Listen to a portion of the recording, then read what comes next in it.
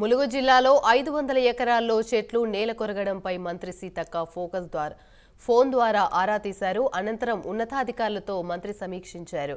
వృక్షాలు కూలడంపై విచారణకు ఆదేశించామని ఆమె తెలిపారు. అలాగే డ్రోన్ కెమెరాల సహాయంతో జరిగిన నష్టాన్ని అంచనా వేయాలని అధికారులను ఆదేశించినట్లు వెల్లడించారు.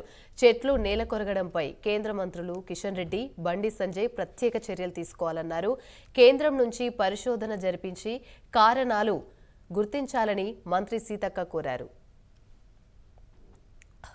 మేడారం సమ్మక్క సార్లం వెళ్లే దారిలో 1,00,000 చెట్లు దాదాపుగా ఇప్పటి వరకు డ్రోన్ కెమెరా ద్వారా వచ్చిన అంచనా 500 ఎకరాలలో 78,000 చెట్లు ఆ గాలికి మొత్తం 31వ తారీఖు నాడు కురిసినటువంటి భారీ వర్షాలు మరొక రకమైనటువంటి సుడిగాలి రావడంతో 78,000 ఓన్లీ డ్రోన్ కెమెరా ద్వారా. కానీ చెట్టు నుంచి చెట్టు కౌంట్ చేస్తే అది లక్షలలో ఉండొచ్చు అనేది అనిపిస్తా ఉంది.